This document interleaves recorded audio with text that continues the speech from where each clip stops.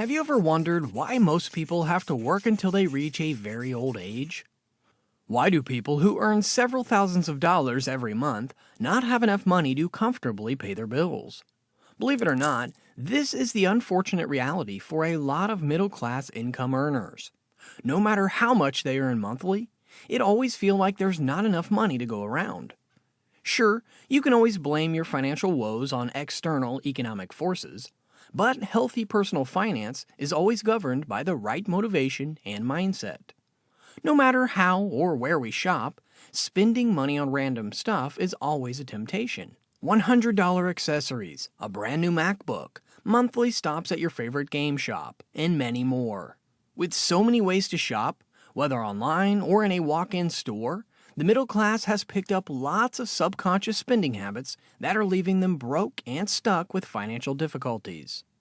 Taking control of your financial situation involves acknowledging your financial decisions, making intentional choices, and recognizing that, as financial advisor Dave Ramsey emphasizes, money is not just about math, it's about behavior. In today's video, we're going to dive deep into 10 of the worst money habits so we can gain clarity and avoid them as soon as possible. Make sure to stick around to the end because some of these habits can be extremely addictive and could potentially lead to long-term damage to your financial well-being. Number 1. Relying on credit cards. Dave Ramsey always says, debt gives you the ability to look like you're winning when you're not. He couldn't be more right. Did you know that the average credit card balance increased by 13.2% to an average balance of $5,910 in 2022? Despite its amazing convenience, relying solely on credit cards can be a perilous financial path that leads to a cycle of debt, stress, and potentially financial ruin. It's just like building a house on a shaky foundation. Initially, it might seem convenient, but in the long run, it's unsustainable. The false sense of financial security is way too risky. Swiping without immediate cash transactions can get tempting, but the reality hits when the monthly statements arrive. High interest rates on unpaid balances accumulate, transforming that seemingly harmless purchase into a more expensive venture. And let's not forget that this practice also distances middle-class earners from the true value of their money. Swiping a card lacks the tangible feel of parting with cash, making overspending more likely. It's why lots of financial experts like Warren Buffett prefer to preach against credit card expenses. It'll make you less aware of how badly you're spending. Number 2. Living above your means. If you thought relying on credit cards would keep you broke, wait until you find out about how dreadful it is to continually live above your means. It empty your wallet and stress your finances faster than you know it. Just imagine you earn about $4,500 monthly, squandering it on bills, dining at fancy restaurants, buying the latest gadgets, and taking luxurious vacations. What will you do when an unforeseen financial challenge arises before your next paycheck? Borrow money to fix it? Well, it's a slippery slope. Living large might give you some prestige or some perks on social media, but believe it when we tell you, you're on a downward spiral from there. Creditors will come knocking. Interest will keep on accumulating, and suddenly, the lifestyle you enjoyed will become too difficult for you to bear.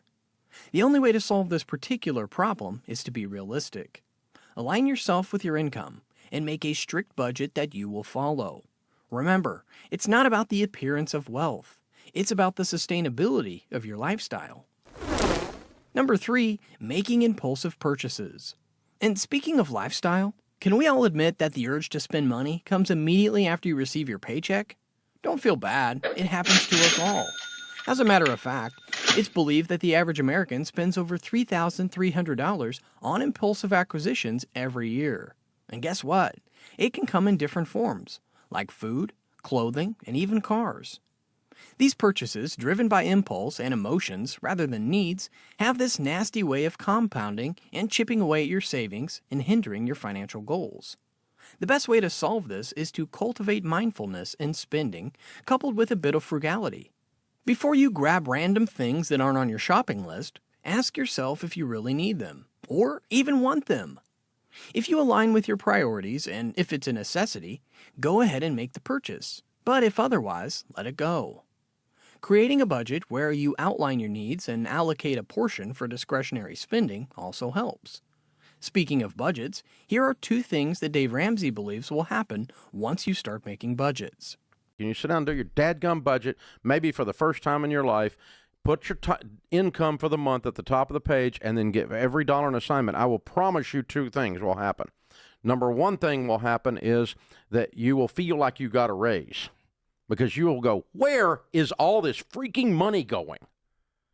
It's going to blow your mind how much you waste. And the second thing that's going to happen is you're going to get a sense of peace instead of a sense of anxiety, even though you've actually done nothing with money yet. It may sound simple, but practicing this tip can break the cycle of impulsive buying, fostering a healthier relationship with your money. Always remember this timeless quote from Dave Ramsey: "Those who don't manage their money will always work for those who do." Number 4, waiting until you have more money to invest. Have you ever wanted to invest in stocks or any other amazing opportunity, but paused because you felt like you didn't have enough to begin with? Delaying smart investments until you believe you'll have more money is a common financial pitfall.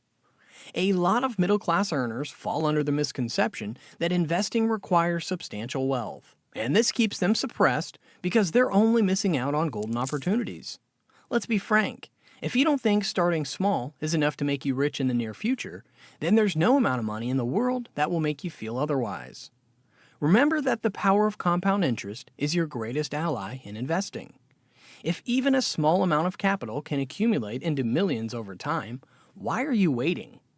Every day you hold back equally means you've missed out on potential gains that consistent early investments can offer.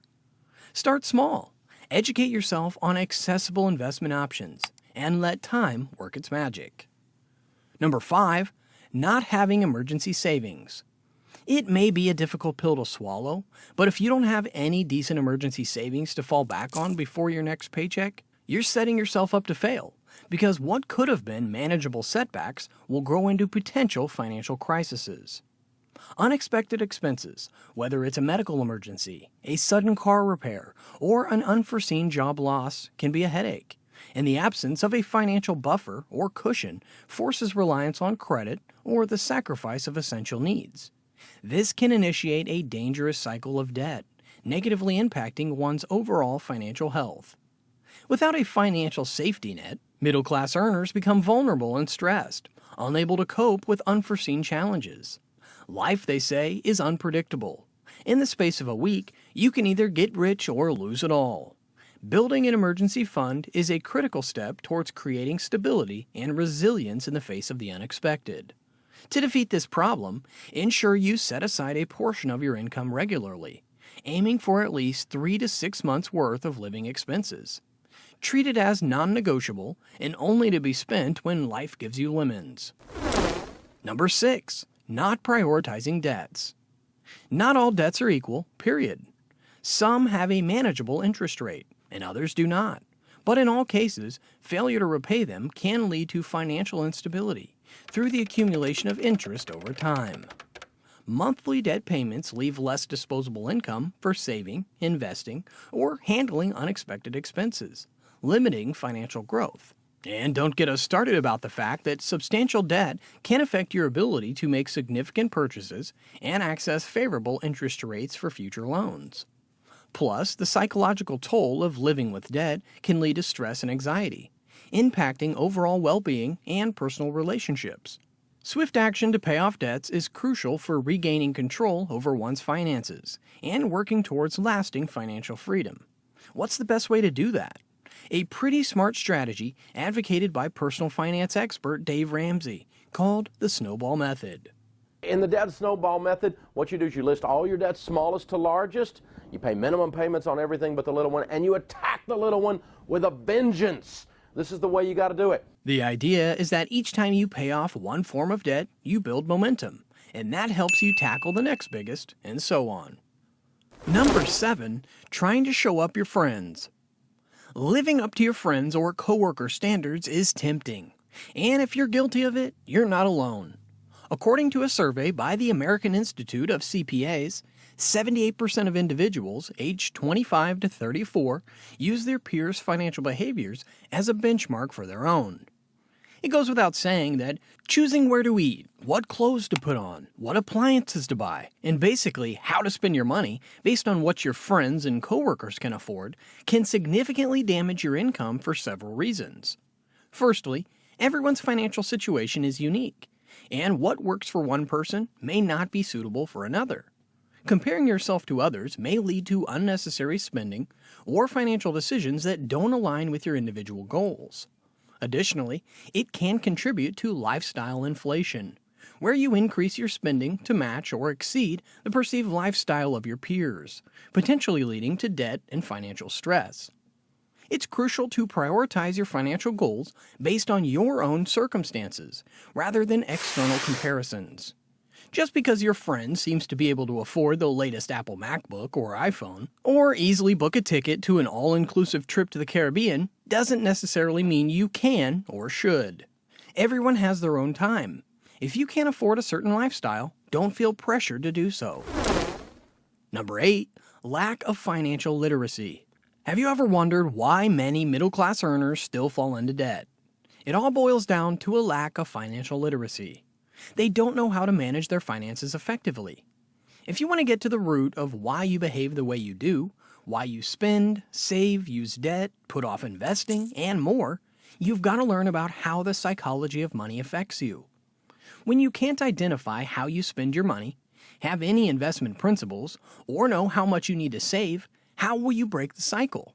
You need to understand how money works in order to make an informed decision, which could potentially lead to financial gains instead of losses. Every point we've discussed so far, like impulsive spending, lack of priorities, relying heavily on credit cards, or even living above your means, stems from this problem. It may take a while to solve, but there are countless accessible online resources, workshops, and financial experts that address common challenges faced by middle-class income earners. They offer valuable lessons with practical experience and examples that will change your life. Number 9. Overspending on your home. Overspending on your home refers to the common financial mistake of buying a house that exceeds one's affordable limits. Living in a nice apartment or accessorizing your humble abode is nice, but make no mistake, it can be one of the biggest financial burdens you can ever experience. When people commit a large portion of their monthly income to a mortgage, they are instantly put in a difficult situation where most of their earnings end up going towards housing expenses, including mortgage payments, maintenance costs, property taxes, and insurance. This will leave little room for saving, investing, or handling unexpected expenses. Remember what we talked about regarding financial buffers? You're setting yourself up for failure without it. When you're house poor, it's almost impossible for you to achieve financial stability. To avoid this dangerous trap, it's crucial to make a healthy budget that can accommodate all related expenses. Consider alternative options like renting or buying a smaller house, and prioritize financial security over the allure of a lavish home. This approach will allow you to take full control of your finances and build a more secure financial future in the long run. Remember, if you can't afford it, don't buy it. Number 10. Prioritizing liabilities over assets. Imagine your financial life on a scale, and on the two ends lie assets and liabilities. If the scale ends up tilting towards the latter, what do you think is going to happen?